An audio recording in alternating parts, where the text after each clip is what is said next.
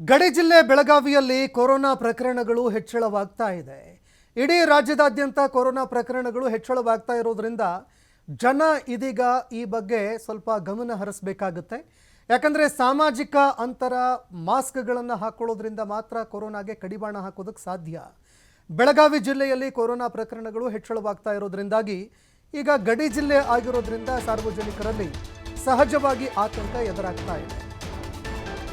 ಮಹಾರಾಷ್ಟ್ರದ ಗಡಿಯಲ್ಲಿ ಇರುವಂತಹ ಗ್ರಾಮಗಳಲ್ಲಿ ಹೆಚ್ಚು ಪ್ರಕರಣಗಳು ಬೆಳಕಿಗೆ ಬರ್ತಾ ಇದೆ. ಹೀಗಾಗಿ ಮಹಾರಾಷ್ಟ್ರದ ಗಡಿ ಭಾಗದಲ್ಲಿ ಇರುವಂತಹ ಗಡಿ ಜಿಲ್ಲೆಯಲ್ಲಿ ಈಗ ಆತಂಕ ಹೆಚ್ಚಳವಾಗ್ತಾ ಇದೆ.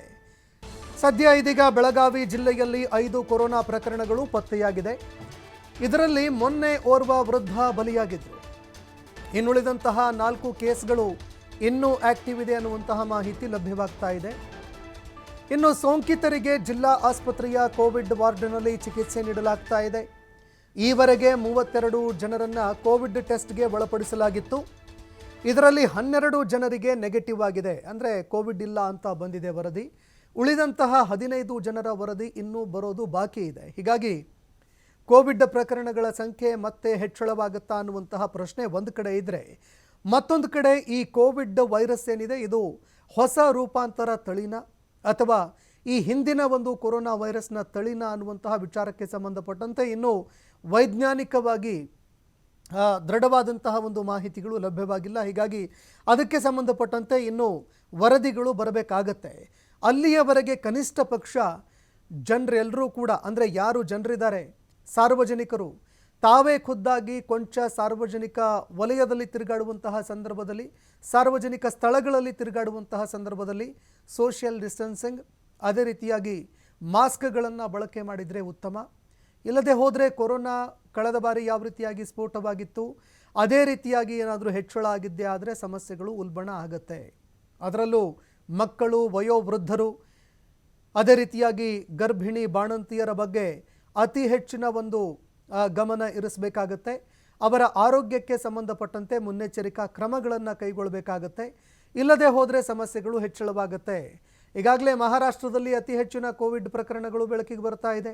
ದೆಹಲಿ, ಮಹಾರಾಷ್ಟ್ರ, ಕೇರಳ ಈ ರಾಜ್ಯಗಳಲ್ಲಿ ಅತಿ ಹೆಚ್ಚಿನ ಕೋವಿಡ್ ಪ್ರಕರಣ ಇರೋದ್ರಿಂದಾಗಿ ಬೆಳಗಾವಿ ಜಿಲ್ಲೆಯಲ್ಲಿ ಆತಂಕ ಹೆಚ್ಚಳವಾಗ್ತಾ ಇದೆ. ಇನ್ನು ರಾಜ್ಯದಲ್ಲೂ ಕೂಡ ದಿನದಿಂದ ದಿನಕ್ಕೆ ಕೋವಿಡ್ ಪ್ರಕರಣಗಳು ಹೆಚ್ಚಳವಾಗ್ತಾ ಇದೆ. ಹೀಗಾಗಿ ಜನರಲ್ಲಿ ಇದು ಆತಂಕ ಮೂಡಿಸ್ತಾ ಇದೆ. ಧಾರವಾಡ ಜಿಲ್ಲೆಯಲ್ಲಿ ಒಂದು ಕೊರೋನಾ ಪಾಸಿಟಿವ್ ಪ್ರಕರಣ ದೃಢವಾಗಿದೆ. ಧಾರವಾಡ ಜಿಲ್ಲೆಯಲ್ಲೂ ಕೂಡ ಒಂದು ಕೊರೋನಾ ಪಾಸಿಟಿವ್ ಬೆಳಕಿಗೆ ಬಂದಿದೆ. 73 ವರ್ಷದ ವೃದ್ಧೆಯಲ್ಲಿ ಕೊರೋನಾ ಪಾಸಿಟಿವ್ ದೃಢವಾಗಿದೆ. ಧಾರವಾಡ ಜಿಲ್ಲಾ ಆಸ್ಪತ್ರೆಯಲ್ಲಿ ಕೊರೋನಾ ಸೋಂಕಿತರಿಗೆ ಚಿಕಿತ್ಸೆ ನೀಡಲಾಗ್ತಾ ಇದೆ. ವೃದ್ಧೆಯ ಆರೋಗ್ಯ ಸ್ಥಿರವಾಗಿದೆ ಅಂತ ಜಿಲ್ಲಾ ಆಡಳಿತ ಮಾಹಿತಿ ಕೊಟ್ಟಿದೆ. ಯಾವುದೇ ರೀತಿಯಾದಂತಹ ಸಮಸ್ಯೆ ಇಲ್ಲ. ಸದ್ಯಕ್ಕೆ ಓರ್ವ ಮಹಿಳೆಯಲ್ಲಿ ಕೊರೋನಾ ಪಾಸಿಟಿವ್ ಬೆಳಕಿಗೆ ಬಂದಿದೆ. ವೃದ್ಧೆಯಾಗಿರೋದ್ರಿಂದ ಅವರ ಆರೋಗ್ಯದ ಮೇಲೆ ನಾವು ನಿಗಾ ಇಟ್ಟಿದ್ದೀವಿ. ಯಾವುದೇ ರೀತಿಯಾದಂತಹ ಸಮಸ್ಯೆ ಇಲ್ಲ, ಅವರು ಆರೋಗ್ಯವಾಗಿ ಇದ್ದಾರೆ ಅಂತ ಆಸ್ಪತ್ರೆ ಇದಕ್ಕೆ ಸಂಬಂಧಪಟ್ಟಂತೆ ಮಾಹಿತಿ ಕೊಟ್ಟಿದೆ. ಇನ್ನು ಕೊರೋನಾ ಪಾಸಿಟಿವ್ ಕೇಸ್ ಬೆಳಕಿಗೆ ಬಂದಿರೋದ್ರಿಂದಾಗಿ ಸಾರ್ವಜನಿಕರಲ್ಲಿ ಸಹಜವಾಗಿ ಇದು ಆತಂಕಕ್ಕೆ ಕಾರಣವಾಗ್ತಾ ಇದೆ. ಆದರೆ ಆತಂಕ ಪಡುವಂತಹ ಅವಶ್ಯಕತೆ ಇಲ್ಲ. ಆದಷ್ಟು ಸೋಷಿಯಲ್ ಡಿಸ್ಟೆನ್ಸಿಂಗ್ ಅಥವಾ ಮಾಸ್ಕ್ಗಳನ್ನು ಹಾಕ್ಕೊಳ್ಳುವಂಥದ್ದನ್ನು ಸಾರ್ವಜನಿಕರು ಪಾಲನೆ ಮಾಡಬೇಕಾಗತ್ತೆ.